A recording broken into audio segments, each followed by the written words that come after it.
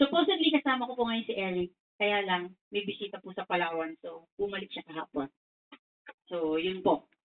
So, yun po yung history nung ba't namin pinush yung project. Then, nakasama namin yung grupo nila Joey na nag-pledge. Tama na? Sila yung nag-pledge no, sa semento. So, yun. Hanggang naging tuloy-tuloy. Then, hindi siya natuloy dahil hindi pwedeng iakit ang material, sabi ni Karoman. Nung by the time na hindi maakit ang material, explaining ako sa mga sponsors, sa mga CMO officers dito, alam niyo yung feeling ng nagtatanong ang sponsor. So, nagpapaliwanag ako on a regular basis. So, kahit di po siya ginagawa, basta nakababa ako dito sa Pampanga, pumupunta ako sa fora just to show the sponsors na seryoso kami mag-site visit dito.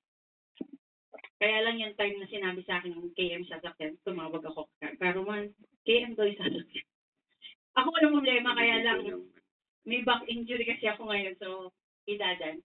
So yun. So anyways, nung natuloy siya, naging blessing, no, Karoman? Kasi kung natuloy siya ahead, nung time natin, Joey, hindi pa sila nananalo sa kaso. Maliit lang siya. Di ba, no, Kap? So sometimes, we learn the virtue of patience. Things happen in His time, not ours. So, sa misa namin, yan, papadala lang ako ng picture sa kanya for insisting na sumama ako. Kasi uwi na ako ng Batangas that time. Sabi niya, stay ka pa isang araw, sama ka sa amin. So, dito pala yon. So, it end up, nagka-project dito. Then, sa mga kasamahan ko sa Aguanta, 1 year po kami halos din nagkasama kasi Palawan po ako. So, thank you very much for always trusting yung decision.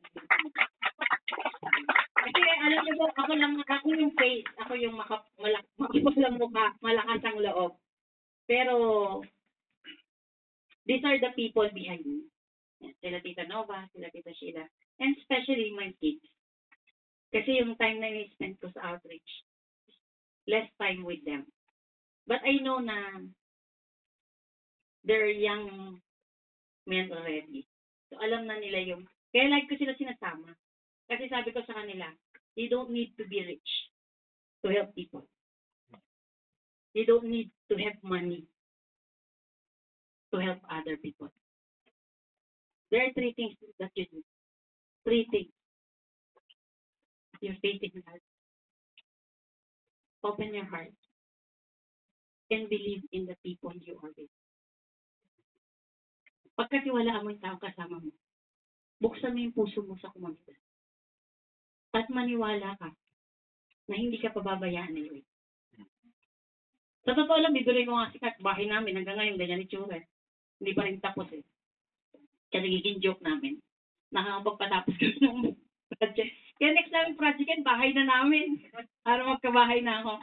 So, yun po yung ano namin. So, sa mga taga-Basa or base po, alam mo, hindi lahat ng taga-Basa I meet eye to eye. So, ako lang kasi yung tipong yan sila rin.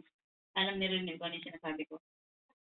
People doesn't get, hindi po naintindihan kung bakit ako ganito. Kasi ang sabi ko nga sa mga taga-Aguanta, we serve God by serving His people. Walang silbi po yung pagsisimba natin kung nandun tayo nagdadasal. Kahit po masugat tuhod nyo sa kakadasal, I'm telling you, yung pagluhod nyo ng matagal na pagrorosaryo, samahan nyo ng kawang gawa. Sabi nga po ng isang bishop, wala kang nga, sinunod mo buong 10 commandments, naging masunurin ka.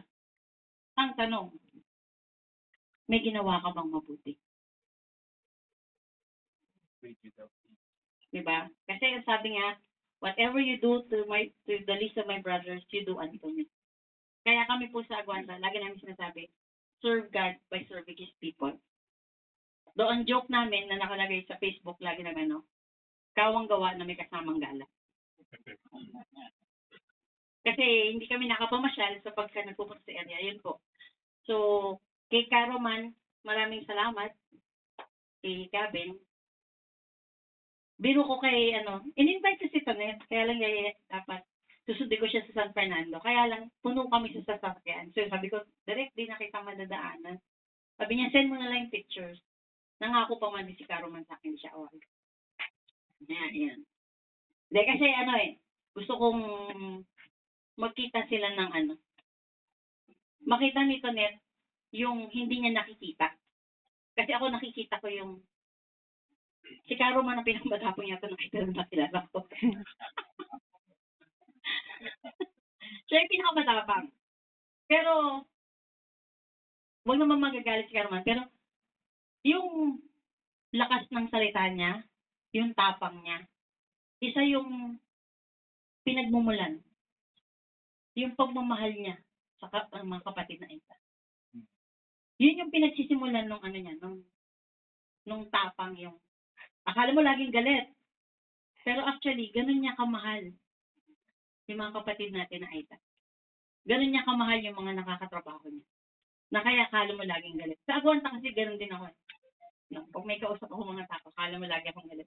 Pero actually, yun yung, it's the passion to serve. So, sana hindi to yung isa at huli.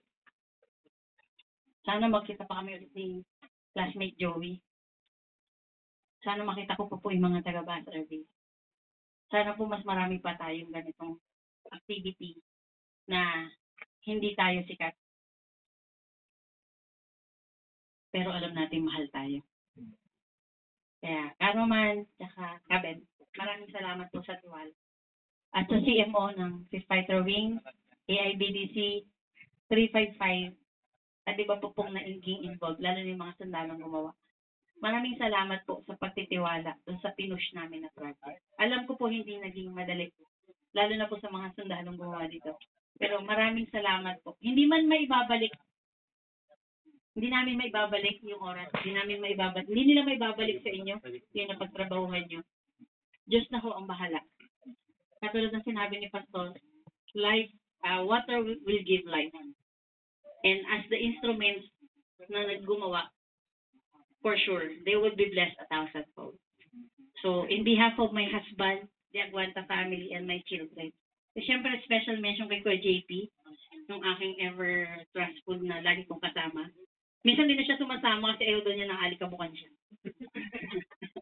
Naligo na kasi ng alikabok minsan yan hindi kami magkasabay ng sasakyan. So, maraming salamat po. Sa Eagles po, thank you very much. Kasi may nakalimutan ba akong pasalamatan? Ayun sa PMA Class 92.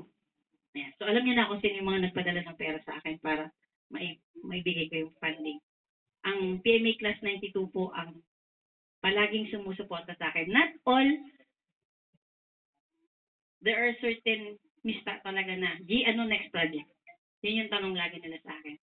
So, from 2022 to 2024, ito lang po kasi tinutukan namin dahil nag-COVID. So, maraming salamat po. So, sa mga kapatid na Aita, sana po magkita po tayo ulit ng mas masaya na at wala nang nangaagaw ng inyong lupa. Ayan. So, maraming salamat po and God bless po.